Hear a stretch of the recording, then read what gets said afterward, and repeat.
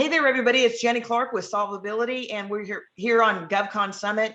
And this is the 5th day of this event. Boy, it was the 4th day. I woke up this morning not knowing if it was Thursday or Friday. The reason it's so important to have this event, though, is to talk to small businesses in federal contracting, find out what they need to know, and bring in the experts that can guide them, that are really talking to them about where they are in their own business life cycle and what they need to do. Today, I'm so excited to have Mike Aller from Florida Makes to moderate this session about cybersecurity. And Mike, I'm just going to let you take it from here. Sounds good. Thanks very much, Jenny, and thanks very much for having us at GovCon Summit 2021. Glad we're able to make this happen and get this going virtually.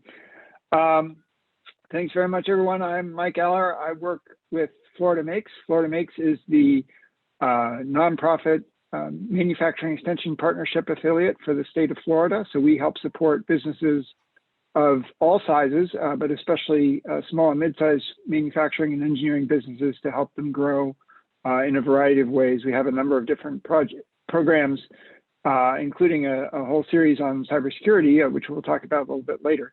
But I'm very happy to be able to moderate this panel with Alec Hall from Alluvionic and Mike Gunn from 3Space, and just a little bit about them. So Alec is the Vice President of Cybersecurity at Alluvionic. He leads their project team supporting cybersecurity solutions for many defense businesses. He is an Air Force vet, had a 28-year career in the Air Force. And he is also a very involved member of the CMMC community. So there's a CMMC accreditation body, which you heard about in the last session. He's a registered practitioner, registered practitioner, as well as a member of the CMMC accreditation body's training and certification working group. So welcome, Alec. In addition, we have Mike Gunn. Mike is a graduate of the University of Maine and spent 10 years at Newport News Shipbuilding. So he has a lot of experience in the government contracting space with the Navy. After that, has a number of additional years working with Navy shipyards as a consultant, working with a number of other firms across the country. And 3Space has been around for about almost, I think it's 26 years this month, helping support technology for a broad range of industries, including consulting, training, contract management, and CAD modeling. So welcome, Mike, as well. So just to get kicked off, what we're planning to do with this session is to talk a little bit about real perspectives for small business contractors in terms of looking at how they're engaging with the cybersecurity, engaging with the cybersecurity maturity model, as well as the NIST 800-171 requirements, and kind of help identify some ideas, some best practices, lessons learned that we've had along the way in terms of engaging with these issues, as many more companies are becoming more aware of this as an issue. Many more contracting officers are beginning to require certain elements of these requirements to be met, to be able to be eligible for future contracts. And so we're very happy about this. So I guess we'll start out with you, Alec, in terms of what do you think are the most common misconceptions about the new compliance requirements related to CMMC and NIST 800-171? Yeah, thanks, Mike, and good morning. Great question. So I often hear, as an RPO who's been working with several dozen small and medium-sized businesses, as they explore their CMMC futures, there's a certain amount of confusion and misinformation regarding what the requirements of CMMC and the NIST 800-171 are. And often the issue is that folks are using some of those standards interchangeably. I caution on that because the NIST 800-171 requirements in government contracts, as defined by the DFARS 252-204-7012, that was enacted in 2016 and became a requirement in December of 2017. NIST has been here for a while. I understand several organizations maybe didn't understand what their role in upholding the NIST standards were, truly internalizing it, until this past September of 2020, when DoD came out with their DFARS 7019 interim rule, which asked everybody to start putting in their their self-assessment scorecard for the NIST 800-171 into the contract with SPRS system. That triggered a lot of activity around the NIST 800-171, but it was happening at the same time that the CMMC ecosystem was being developed, right? And so while companies may have had a curiosity about CMMC, there was a sudden rush of requirement around the NIST 800-171, and now there's a bit of crosstalk as to what's truly required to be compliant with the existing NIST standards in your contracts today, and what the future may look like as CMMC is applied to your contracts in the future. Great. No, thank you. And you're right. There is a lot of, I think, misconceptions around CMMC versus the NIST 800-171 or the requirements of the DFARS regulations themselves with regard to cybersecurity. And we can unpack that a little bit as we go forward. But just kind of continue on with the theme.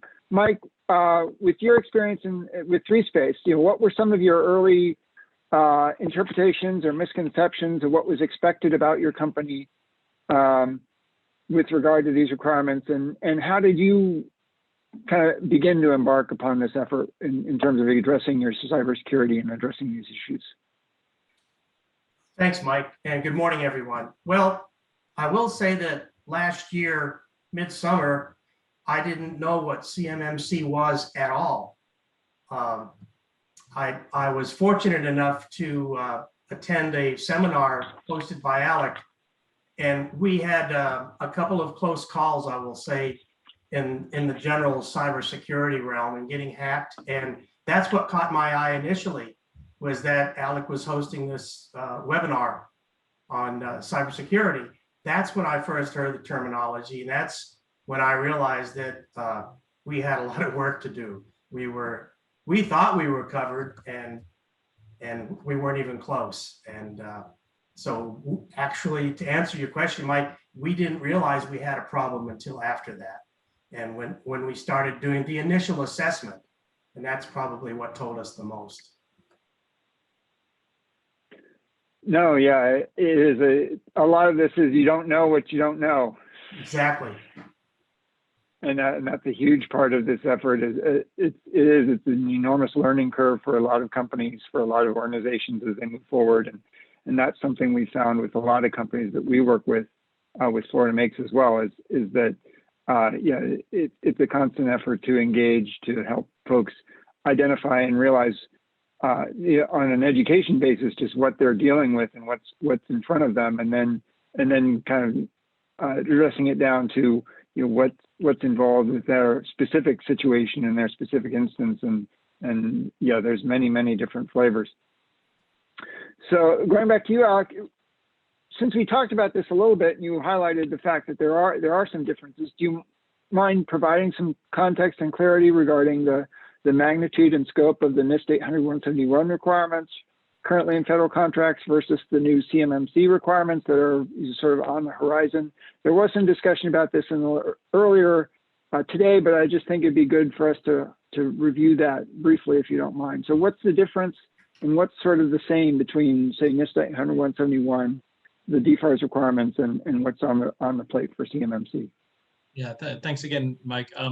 So CMMC is actually a pretty elegant solution. I'll go on record and say that, in that the framework the DoD has put out levels across 5 different potential points at which companies can certify at, right? So at its most very basic level, CMMC level 1, there's really only 17 basic cyber hygiene practices that come into play.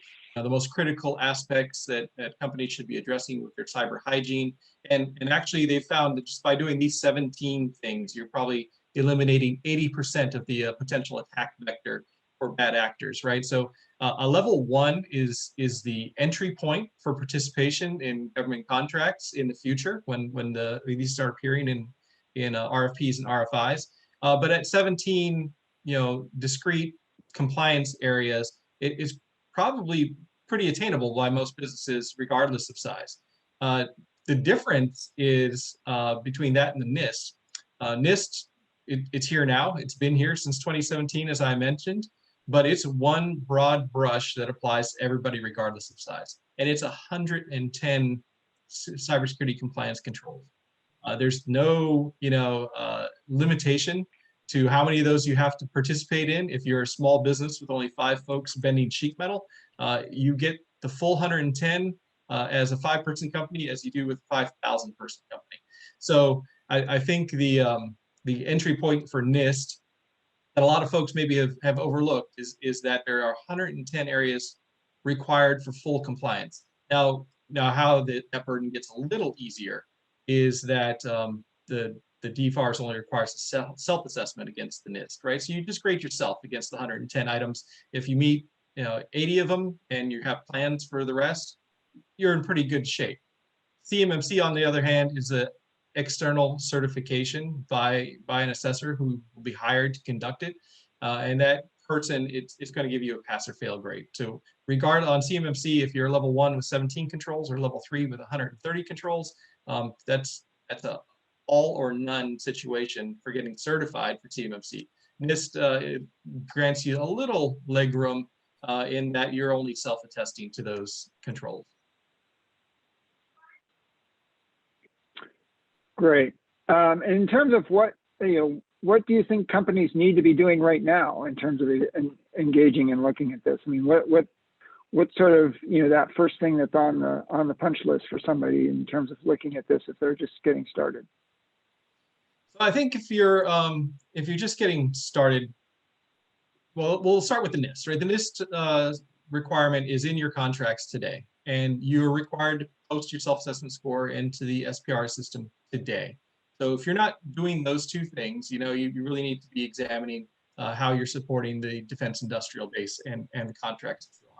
And there was discussion in the previous session a little bit about the Anti-Deficiency Act, or the fraudulent statements to the government. And so if you're working on your NIST self-assessment and you've come through and you've done your scoring and you've figured out some of the areas that you're light in, some of the areas that I found that provide the most value, the most return and focusing on right away are things like personnel security, right? You wouldn't necessarily think of managing or onboarding or offboarding of personnel as applicable to cybersecurity, but it certainly is, right? Knowing when to disable accounts and inhibit access for folks that are leaving the organization, making sure that folks who join the organization only have the appropriate rights. Password discipline is always a low-hanging fruit, making sure that you have the appropriate rigor in your passwords and you have an elegant password management procedure. Locking down wireless connectivity. It's very easy for small and medium-sized businesses to kind of self-solution a wireless situation in their organizations, which is very effective for what they need it for. But unless you're providing the appropriate levels of security around those wireless devices, you're probably not meeting the requirements for either NIST or CMMC in the future. Role-based training is always a great one, making sure that administrators and managers know clearly what their roles are in the organization as far as providing cybersecurity. Equipment inventories are another one that often gets overlooked. If you just update your inventories, you become quickly compliant in some of the areas required for NIST and CMMC. Sanitizing equipment before disposal, making sure hard drives are wiped or removed or destroyed, making sure thumb drives are cleansed or crushed, making sure paper waste is appropriately shredded. Those are all very low-hanging items that you can address, and it helps iterate your NIST and CMMC scores. And then the last one that I see most often overlooked in the companies I work with is visitor escorting. We all understand that when somebody comes into our spaces, we'll probably keep an eye on them. Sometimes we even have them sign in at the front door, but there should be training in how to manage visitors in your spaces, making sure that they're not in access of any federal contract information, controlled unclassified information while they're in your spaces. So again, just addressing folks when they come to visit you is another area that's probably pretty easy to address that helps improve your readiness. Absolutely. So Mike, in terms of your experience, so what do you feel like companies can expect to experience when going through the CMMC review and analysis process? Alex just went through a whole range of things just now, and I just wanted to sort of get your feeling on sort of what was interesting and what really stood out to you as you were going through the process. Well, we're one of those small companies that Alec mentioned. And a lot of what he spoke about, we were doing in one form or another. But truly, I think we would call it tribal knowledge and habit as much as any sort of planned and documented procedure. And I think that's the biggest difference. We now document all those things we're doing and more. And it's not an onerous task at all. It's really quite simple. It's just that we're putting down either on paper or into the server changes we make, cleaning and disposal of hard disks or portable media storage, things of that nature. All things that we did, but nothing had been documented until we learned why we needed to do that. It did take us probably 4 months to go through the whole process to learn the changes we needed to make.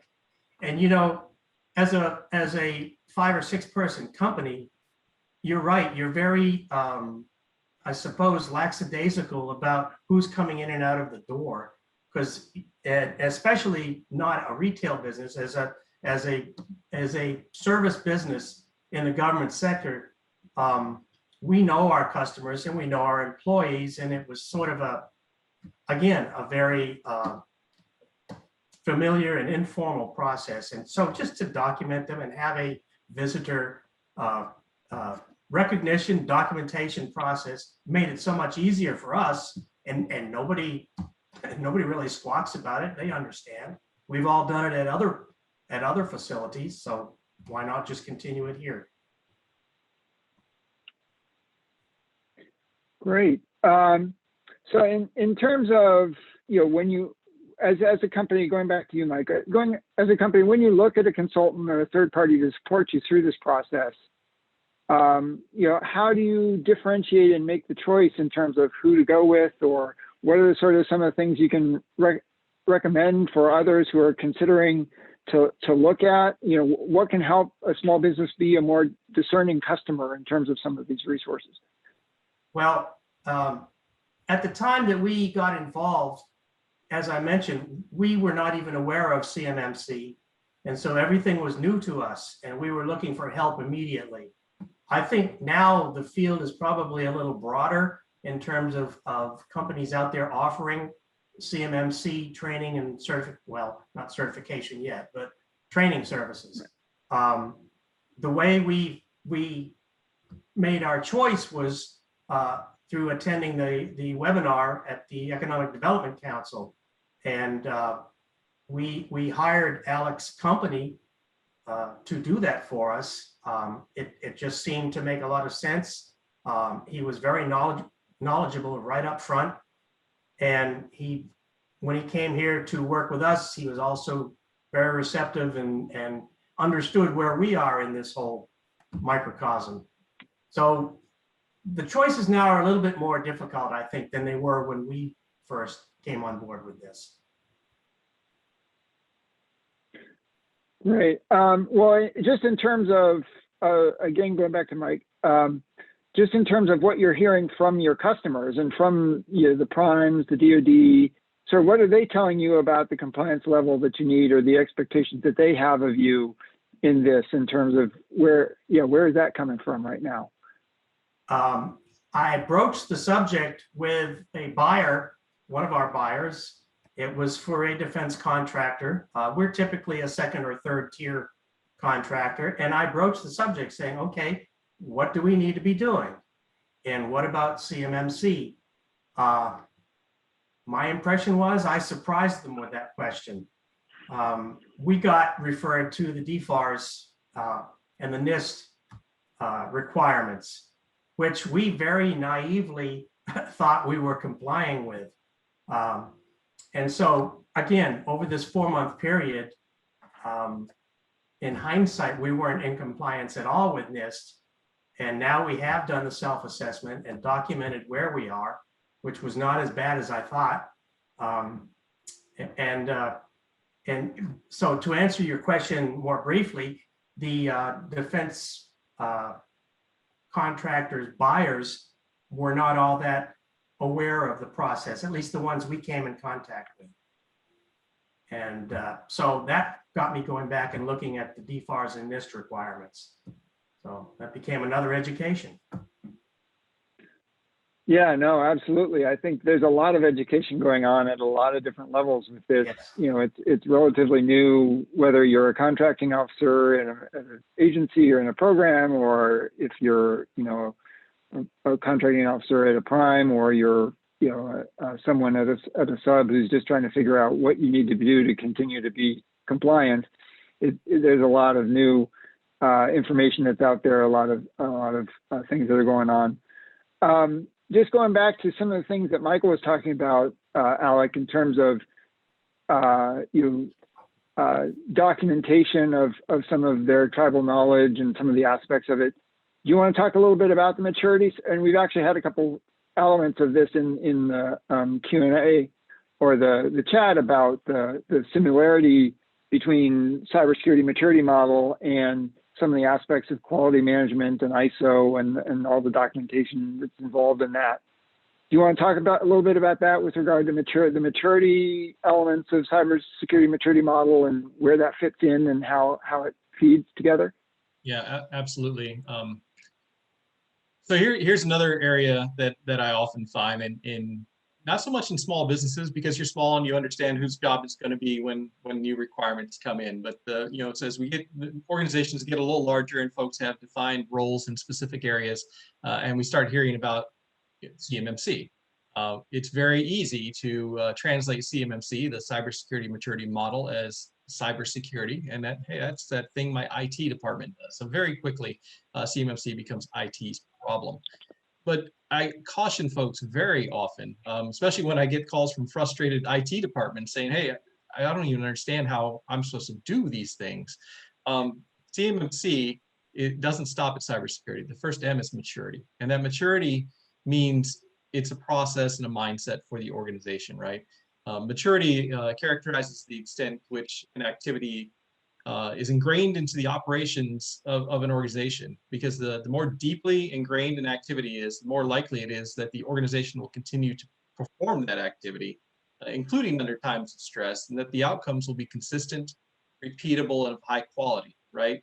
So maturity actually makes up, I'll give a rough estimate, about 50% of the requirements in a CMMC level 3, right? So about 50% of the things you need to do are probably the IT, hardware, software, you know, managed service type things. But the other 50% is human behavior.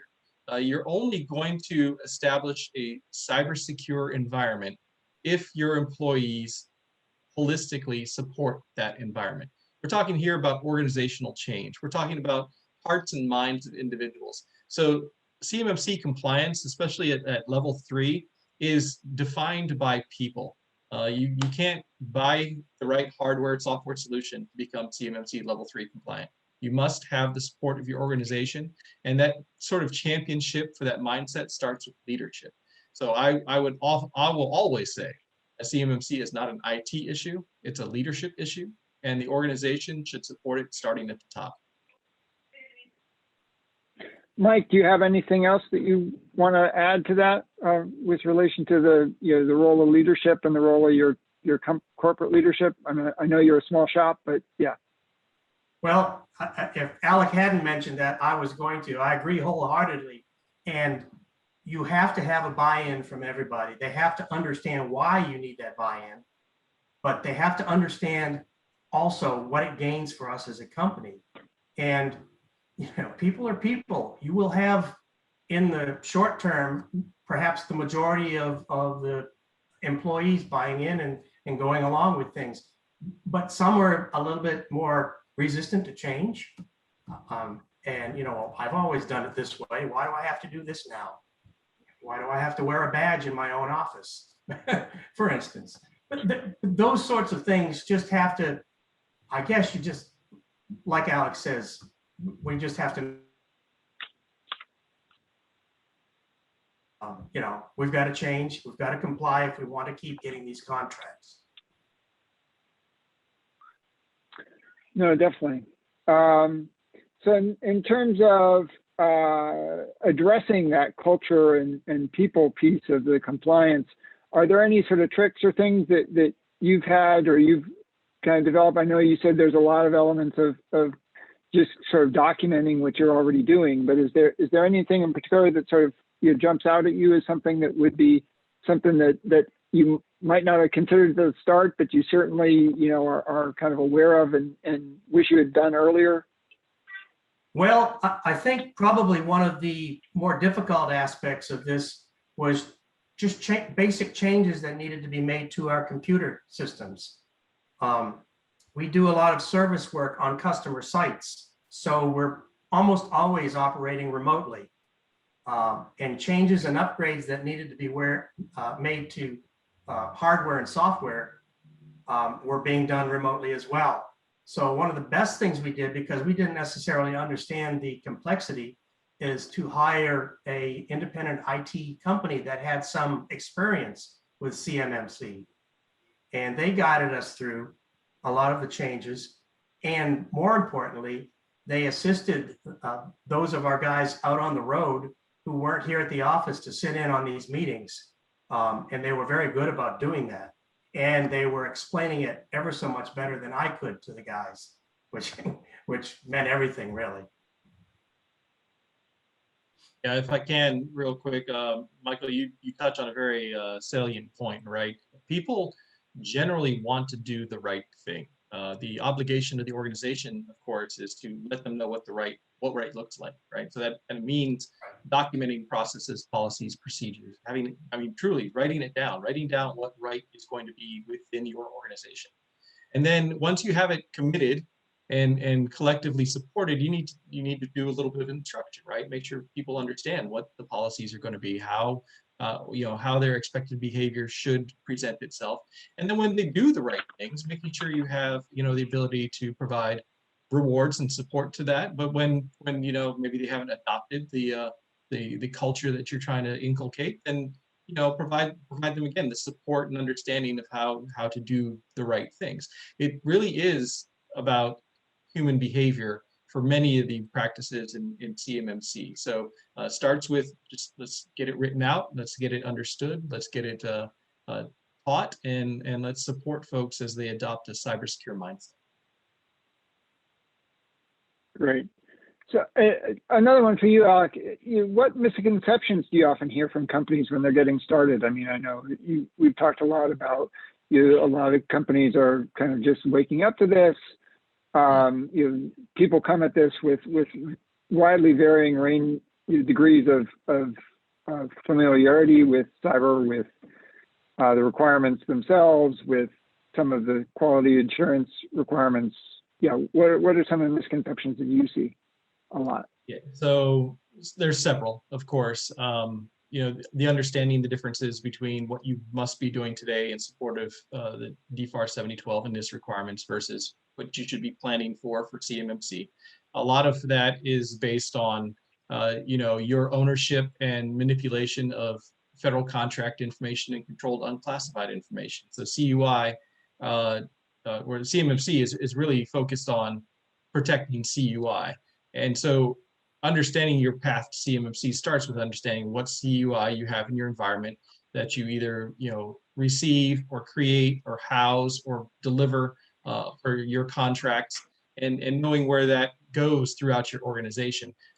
One of the most common misconceptions is that I hear from folks is that everything I have is CUI, and it is everywhere, and my entire organization must be CMMC level 3. Now you can imagine at scale, very large organizations, if you're trying to apply CMMC level 3 controls to everything, it can quickly grow out of control. You won't be able to, manage that end-over-end cost. So it's important to, appreciate where CUI lives. If it lives in your engineering, then yes, there's CMMC level 3 requirements there. But if it doesn't actually flow down to your finance or administrative sections, then maybe that's part of your environment that doesn't need a level 3, protection. Maybe they can survive on level 1.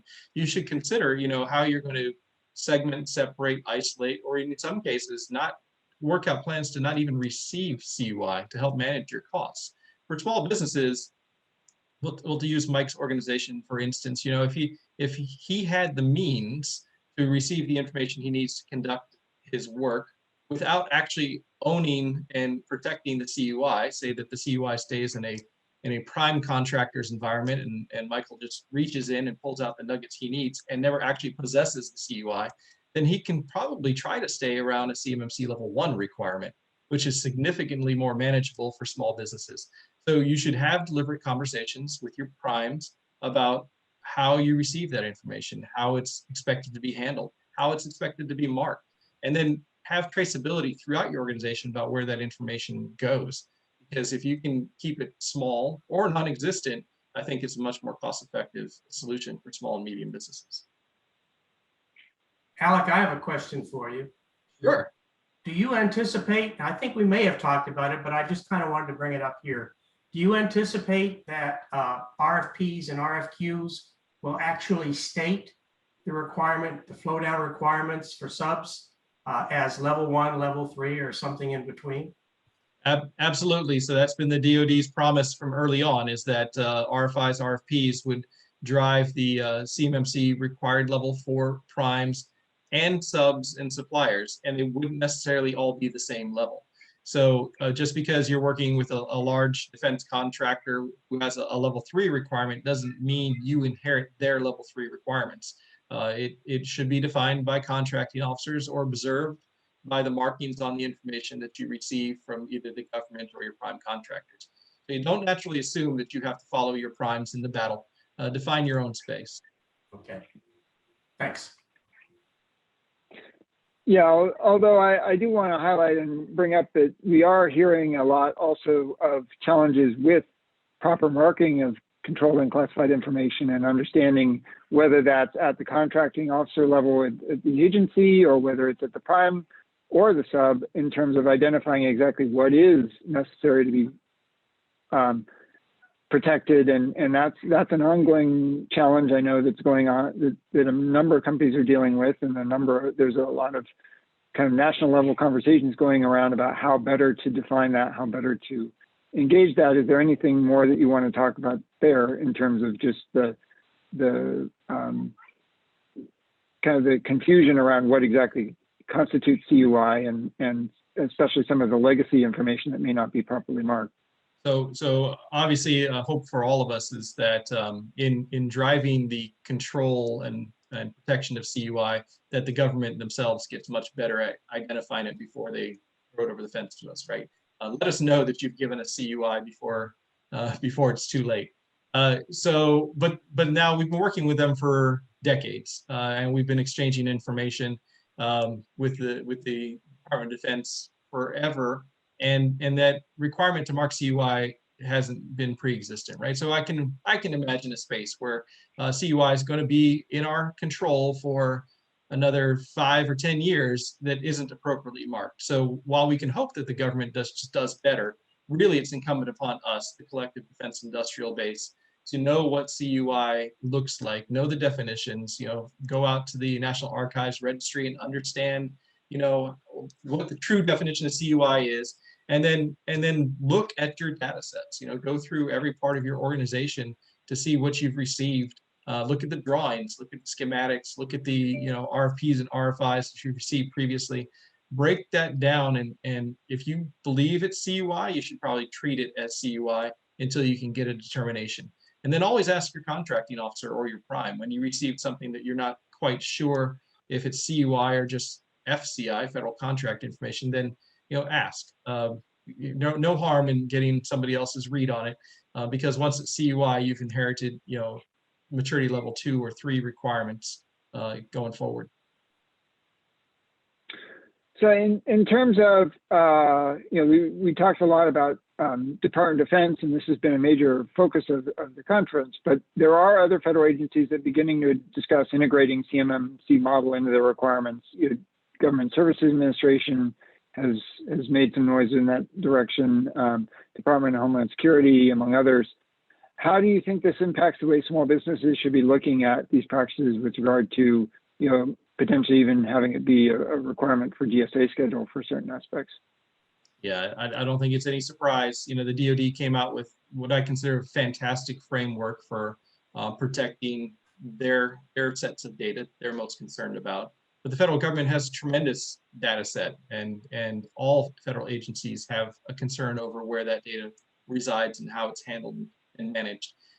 So I know federal agencies, several others some are taking a wait and see on CMMC to see how it rolls out. Others are starting to include CMMC-like language in their requirements.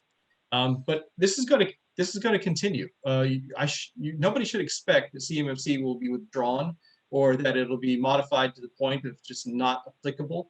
This is going to gain momentum. Not only, my belief, of course, is not only federal agencies, but state and local governments are going to start considering how cybersecurity applies to the services that they're soliciting.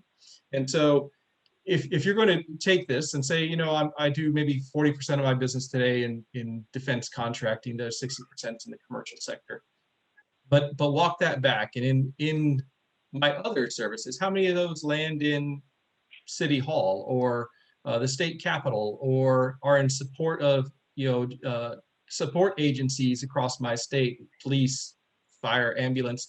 As I'm doing this kind of work, those entities are going to be interested in the state of my cybersecurity as well, right? And there's a reason for this, absolutely clear reason that this is the right time to establish what I'll call basically a national cybersecurity framework. And that's the fact that the dangers in cyberspace are substantial and intolerable. I think the most recent SolarWinds attack showed us that. Generally, the commercial sector, as it exchanges information in doing business, that can create an unhealthy cyber ecosystem if we're all just treating it like, exchangeable information instead of the crown jewels of our organization like it truly is. And really that creates a situation where a risk to just one company is inherently a risk to all companies, right? Because we've just collectively assumed a low bar of cybersecurity. So reshaping the cyber ecosystem towards greater security actually drives down cyber vulnerability at a national scale. And I think you're going to see federal, state, and local governments all cooperate in this mindset. And it lowers the likelihood of successful attacks if we do so. And it just provides for the collective good. Whether you are 100% in the federal space or 100% in the commercial space, at some point you're going to be called to task to establish your cybersecurity stance and attest to it. Great. Thanks, Alec. I agree. I think it's a really important part of the overall ecosystem. A lot of this is about resiliency, because as many of these things, even the most leading organizations in the private sector, in the government, are experiencing attacks and experiencing zero-day events and things that, where it really comes back down to resiliency. And so that's where something I want to talk with you, Mike, a little bit about is, so what have you learned about your company in this process, and do you think that it helped you be more resilient, and is that a big part of sort of the value of this above and beyond just the cybersecurity requirements and sort of meeting your customer needs? Absolutely. I think we've lowered our vulnerability immensely in this. We do a lot of work internationally, and a couple of the agencies that, in addition to what Alec mentioned, are the Department of Energy and the NRC, the Nuclear Regulatory Commission. I fully expect to see requirements from them sooner than later. That, combined with the fact that we do work offshore quite often, points out that we need to have a pretty tight cybersecurity system in place to protect information and to protect our employees as well. Saying that, I think there's also a practical side to this. I don't see any benefit in applying these CMMC practices to government-related work and not doing so for other customers. Two sets of rules, that would only confuse people. That we benefit by these rules, so let's apply it to everything. And what we've done initially is decided, since we don't know what guidance we're going to seek in the future, we've decided that level 1 was our first stop and the most easily attained.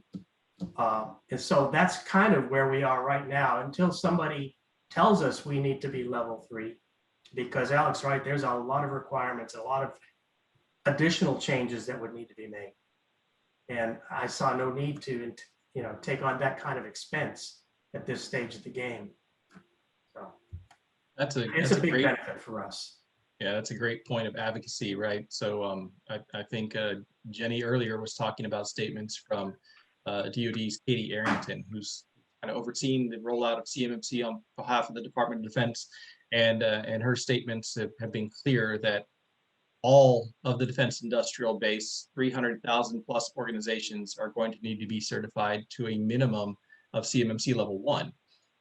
That's not a problem if you think your future may be CMMC level 2 or 3 as the levels build upon each other, right? So it always just makes sense, especially, I don't presume that any of our defense organizations are flush money, right? We've got to plan for for CMMC compliance. We've got to plan for getting cybersecurity in place. We can't just write the check and make that happen. So knowing that the common denominator for everyone is level 1, then everyone should be working towards level 1 today.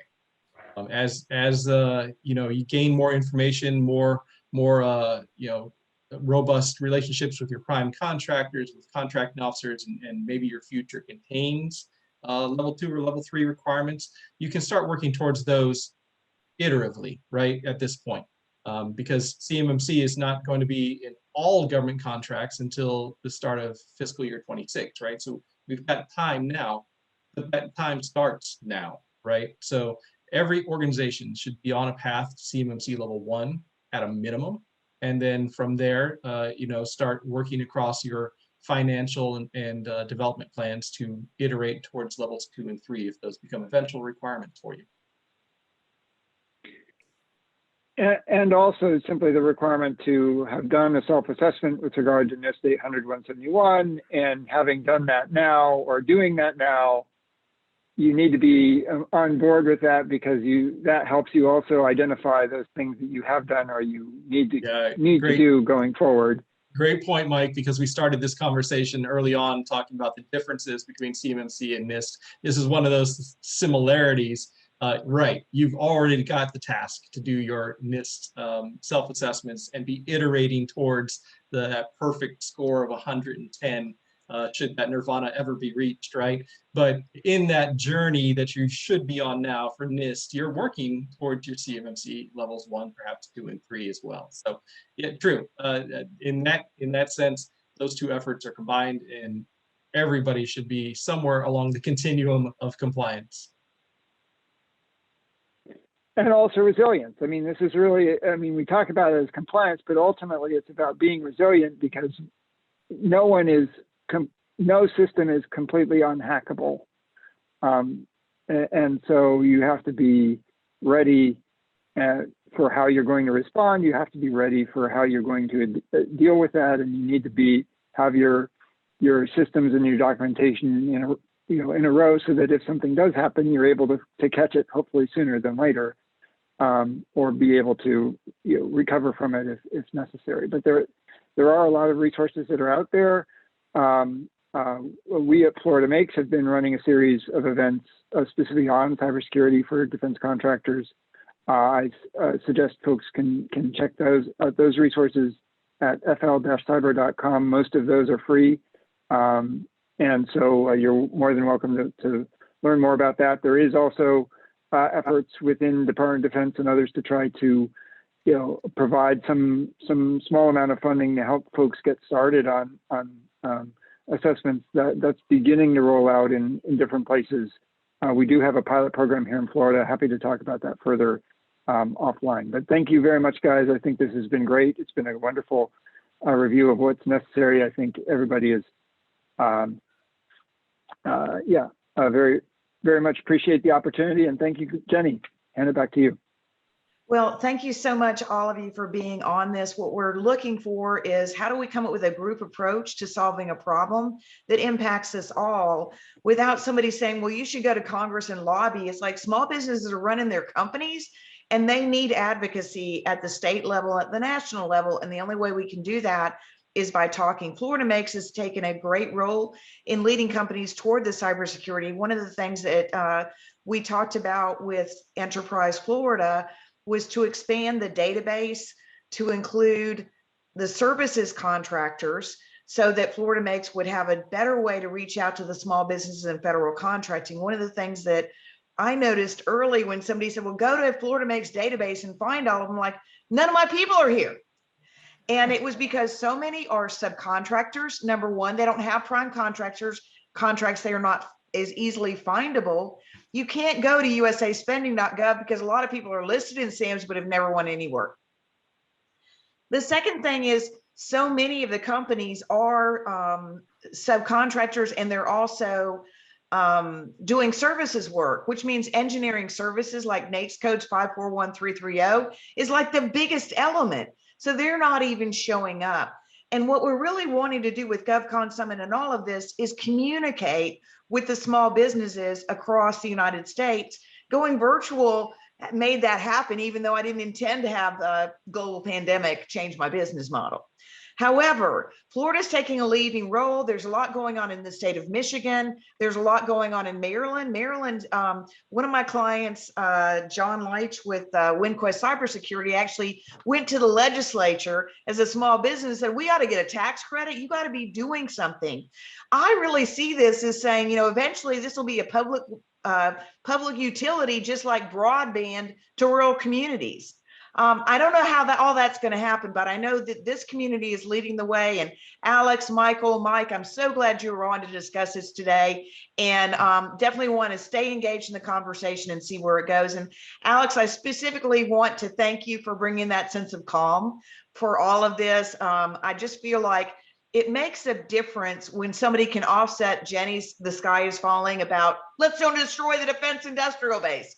And you definitely brought that by giving people reassurance. There's a pathway, there's ways to approach it. And thank you very much for doing that, Alec, with Alluvionic. We're so glad you're here. I appreciate that very much. And I do want to thank both Michael Gunn, who's been a fantastic champion for small businesses in our local community, and Mike Aller. Florida Makes is a great partner in helping educate and enable this ecosystem. And also, thanks to Solvability. What a great opportunity to bring together like-minded folks to consider some of these hard problems. So I appreciate that. All right. Well, thanks so much.